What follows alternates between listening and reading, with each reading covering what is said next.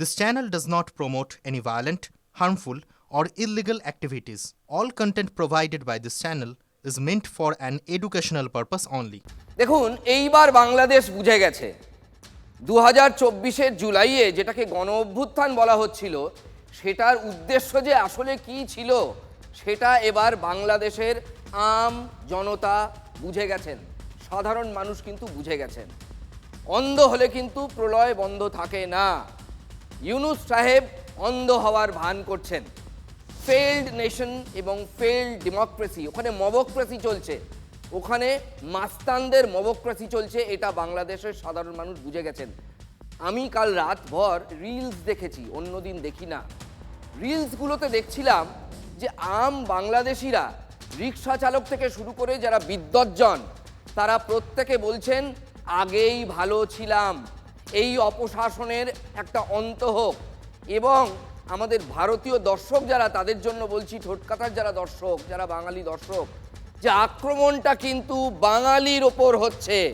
বাঙালির সংস্কৃতি, বাঙালির সঙ্গীত, বাঙালির মনন, এই সবের ওপর আসলে আক্রমণটা হচ্ছে, জামাতপন্থীরা আক্রমণটা করছে।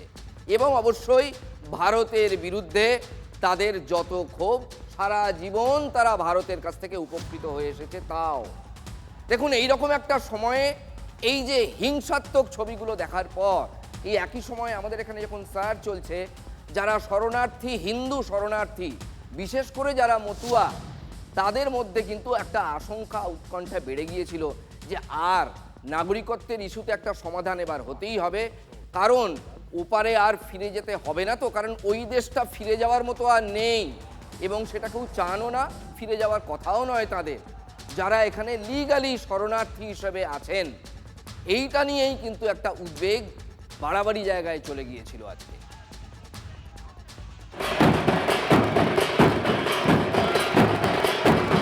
যদি হিন্দু উদ্বাস্তুদের যদি এই মাটিতে কেউ অধিকারকে প্রতিষ্ঠিত করতে পারেন, তিনি নরেন্দ্র দামোদর দাস মোদী।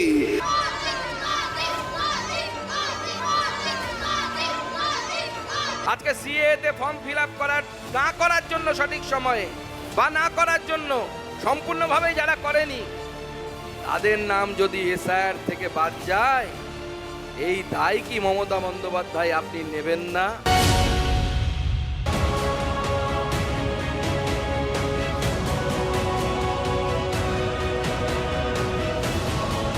আপনারা নিশ্চিত থাকুন, মোদিজি আছে, কোনো চিন্তার কারণ নেই। মোদিজি গ্যারেন্টার।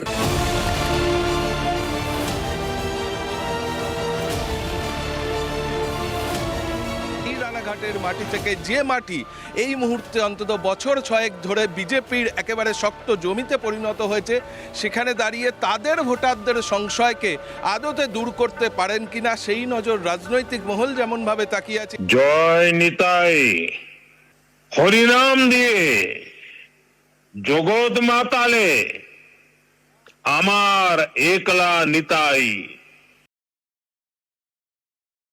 আজ নদিয়া জেলার তাহেরপুরে সভা ছিল প্রধানমন্ত্রী নরেন্দ্র মোদীর, কিন্তু কুয়াশার কারণে তাহেরপুরে তার হেলিকপ্টার নামার ঝুঁকি নেয়নি। তাকে সভা করতে হয়েছে টেলিফোনিকভাবে, অর্থাৎ টেলিফোনে তিনি বক্তৃতা পেশ করেছেন কলকাতা থেকে। আর বাংলা থেকে ফিরেই মতুয়াদের তিনি আশ্বাস দিয়েছেন। বিশেষ করে এক্স হ্যান্ডেল পোস্টে তিনি লিখেছেন, আমি নিশ্চয়তা দিচ্ছি প্রত্যেক মতুয়া এবং নমশূদ্র পরিবারের পাশে আমরা থাকব। তারা তৃণমূলের দয়ায় নেই, মর্যাদার সঙ্গে মতুয়াদের ভারতে থাকার অধিকার আছে। আমাদের সরকার সিএএ এনেছে, বিজেপি বাংলায় ক্ষমতায় এলে মতুয়া এবং নমশূদ্রদের জন্য আরও অনেক কিছু করব। ঠিক এই কথাটা শোনার জন্যই মতুয়াগড়ের সভায় আজকে ব্যাকুল ছিলেন জনতা। কিন্তু বাদ ছেদেছিল কুয়াশা, নামতে পারেনি প্রধানমন্ত্রীর হেলিকপ্টার। আর কি, প্রধানমন্ত্রীর এই টেলিফোনিক সভা শেষ হতেই রাজনীতির হাওয়া গরম করে দেয় তৃণমূল বাজার গরম করে দেয় যে মতুয়াদের নাগরিকত্বের প্রশ্নে উনি তো কিছু বললেন না। এই নিয়েই দিনভর চলেছে রাজনীতি। हरिचांद ठाकुर ने हमें कर्म का मर्म दिखाया, श्री गुरुचांद ठाकुर ने कलम थमाई और बोरोमा ने अपना मातृत्व बरसाया। इन सभी महान संतानों को भी मैं नमन करता हूं। যতই আপনি বলুন হরিচাঁদ গুরুচাঁদ ঠাকুরের নাম, তাদের একটা কথার উত্তর দেননি যে কেন কিসের জন্য মতুয়া সমাজকে বঞ্চিত করছেন, তাদের নাগরিকত্ব নিয়ে একটা কথা বলেননি। মতুয়াদের ভোটাধিকার নিয়ে কোনো কথা বললেন? উনি সংক্ষিপ্ত বক্তব্যে বলেছেন অবৈধ অনুপ্রবেশকারীদের বিরুদ্ধে বলেছেন, তার মানে তিনি হিন্দু শরণার্থীদের পক্ষে থাকার কথাই বলেছেন। जिन घुसपैठियों ने बंगाल पर कब्जा करने की ठान रखी है वो टीएमसी को सबसे ज्यादा प्यारे लगते हैं। यही टीएमसी का असली चेहरा है। নরেন্দ্র মোদীজি মুখ থেকে যতবার ঘুষপেটিয়া বলে বেরোবে, অনুপ্রবেশ বেরোবে, যান না এখানে আপনি বক্তৃতা না দিয়ে অমিত শাহের সঙ্গে কথা বলুন। মতুয়া সম্প্রদায় ভীষণভাবে আতঙ্কিত হয়ে পড়ছে। সেটা তো মমতা বন্দ্যোপাধ্যায়ের জন্য হয়েছে। মমতা বন্দ্যোপাধ্যায় বলেছিলেন আপনারা সবাই নাগরিক, সিএতে অ্যাপ্লাই করবেন না। দায় নেবেন না এখন উনি? সারা পশ্চিমবাংলায়, আমি বলবো না সারা ভারতবর্ষের মানুষ আজকে দিনটা তাকিয়েছিল যে ভারতের প্রধানমন্ত্রী এসআইআর হওয়ার পরে যে পশ্চিমবাংলায় এসে মতুয়াগড়ে মতুয়াদের আজকে উনি একটা বড় রকমের কিছু আশ্বাস, ভরসা, আশা ভরসা দিয়ে যাবে। তিনি মতুয়াদের ভোটাধিকার নিয়ে কোনো কথা বললেন না। দেখতে থাকুন না, যতক্ষণ বিজেপি আছে ততক্ষণ হিন্দু উদ্বাস্তুদের নাম ভোটার লিস্টের বাইরে যাবে। এসআইআর আবহে ভোটাধিকার নিয়ে যখন সংশয়ে ভুগছেন মতুয়ারা, তখন কিন্তু প্রধানমন্ত্রীর কোনো বার্তা এখানের মানুষ পেলেন না। নিজে শুনছিলাম এবং আরও মানুষকে শোনার জন্য উদ্বুদ্ধ করছিলাম যে আজকে উনি আমাদের এই নাগরিকত্ব নিয়ে যাও কিছু একটা বলবেন, কিন্তু উনি এ বিষয়ে শুরু থেকে শেষ অবধি তো কিছুই পেলাম না। আমরা আশাবাদী যে সিএতে যারা অ্যাপ্লাই করেছে হয়তো তাদের ভোটাধিকারের ব্যবস্থা করবেন। সকালে প্রধানমন্ত্রীর সভার পথে বাধা হয়ে দাঁড়ায় প্রকৃতি, মানে কুয়াশা, আর সন্ধে মতুয়াদের মনের ধোঁয়াশা স্পষ্ট করে দিয়েছেন প্রধানমন্ত্রী নরেন্দ্র মোদী। কিন্তু কি জানেন, রাজনীতি বড় গোলমেলে জিনিস। এই যে মাঝের কয়েক ঘন্টা সময় পেয়েছে তৃণমূল এই কয়েক ঘন্টাকে তাদের মতো করে কাজে লাগাতে চেয়েছে। তারা শুধু বলে গেছে যে প্রধানমন্ত্রীর কাছ থেকে মানুষ যা শুনতে চাইছিলেন, বিশেষ করে হিন্দু শরণার্থীরা, নমশূদ্র যারা মতুয়া, সেটা তারা পাননি। কিন্তু সন্ধ্যাবেলায় যখন প্রধানমন্ত্রী টুইট করে দেন, তারপর তৃণমূলের কি বলার থাকতে পারে? क्षमा प्रार्थी हूं कि मौसम खराब होने की वजह से मैं वहां आपके बीच उपस्थित नहीं हो सका। कोहरे की वजह से वहां हेलीकॉप्टर उतरने की स्थिति नहीं थी। মুখোমুখি বসে আছি দুজনে, আমি বলবো তুমি শুনবে, পাশাপাশি না, মুখোমুখি বসে আছি দুজনে। সে মুখোমুখি হওয়ারই অপশন দেবেন না উনি। এই যে তার চলে যাওয়া, এটা প্রাকৃতিক বিপর্যয়, এটা প্রাকৃতিক কুয়াশা, না তার অন্তরে কুয়াশা? কোনো হতাশা নেই।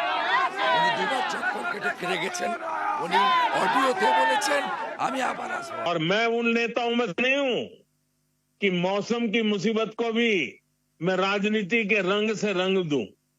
पहले बहुत बार हुआ है, मैं जानता हूं कभी कभी मौसम परेशानी करता है, लेकिन मैं जल्द ही आपके बीच आऊंगा, बार बार आऊंगा। যে তিনি বুঝতে পারছেন যে প্রাকৃতিক বিপর্যয় এটা একটা রূপক মাত্র, এটা বিজেপির জন্য 26 ইলেকশনে তার কি ফলাফল হতে যাচ্ছে এটা আগামী আন্দাজ করতে পারছেন। কুয়াশার কারণে হেলিকপ্টার ল্যান্ড করতে পারেনি, এবং এটা প্রতীক যে পশ্চিমবঙ্গের ভাগ্যাকাশে এরকম কুয়াশা আছে।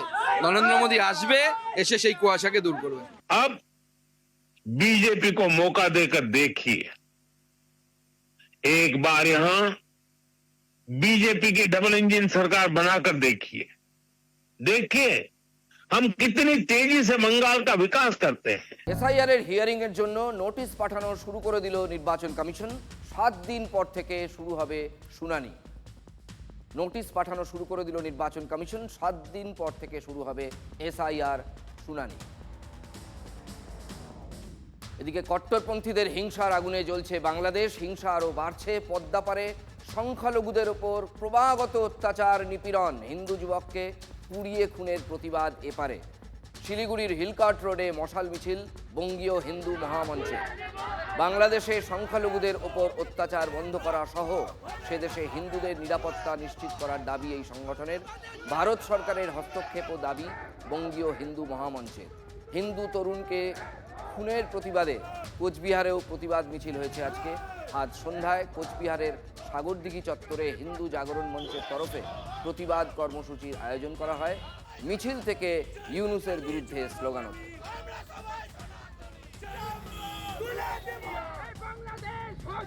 বিজেপির বিক্ষোভে রাস্তায় আটকে পড়লেন তৃণমূলের বর্ষীয়ান সাংসদ সৌগত রায়। দেখুন, রাজ্যের নানা প্রান্তে আজকে বাংলাদেশে যে নিপীড়ন চলছে কয়েকদিন ধরে হিন্দুদের ওপর, তার প্রতিবাদে বিক্ষোভ চলছে। কোথাও রাজনৈতিক দল, কোথাও সংগঠন, এই রকমই একটা বিক্ষোভ। এই যে ছবি দেখছেন, এটা পানিহাটিতে বিজেপি আজকে রাস্তায় আগুন জ্বালিয়ে পথ অবরোধ করছিল, বিক্ষোভ দেখাচ্ছিল। সেই সময় পানিহাটি মেলার উদ্বোধনে যাচ্ছিলেন সৌগত রায়। অটোয় চেপে সৌগতবাবুকে যেতে হয়েছে এবং এই ঘটনায় তিনি যথেষ্টই ক্ষুব্ধ বলে আমরা জানতে পারছি। অবরুদ্ধ হয়ে পড়েছিল সোদপুর মধ্যমগ্রাম রোড। পদ্ম শিবিরের প্রতিবাদ মিছিলে আটকে পড়েন তৃণমূল সাংসদ সৌগত রায়। অটোতে করে পানিহাটি মেলার উদ্বোধনে যান তিনি। আমি তো জোর করে আসতে চাইনি, আমি তাই নেমে হেঁটে অটোতে এলাম। আমার উৎসবে 6টায় আসার ছিল, সেই সময়টাই অবরোধ করলো। খুব অন্যায় কথা। টায়ার জ্বালিয়ে 50 জন বিজেপির কর্মী ছিল, আর টায়ার জ্বালিয়ে ওরা রাস্তা আটকাচ্ছিল। পুলিশ খুব ধৈর্য দেখিয়েছে, পুলিশ কোনো রকম হস্তক্ষেপ করেনি, কিন্তু যা করেছে খুব অন্যায় করেছে। আমাদের কর্মীরা গেলে সেখানে একটা সংঘর্ষ হতো, ভালো হতো না।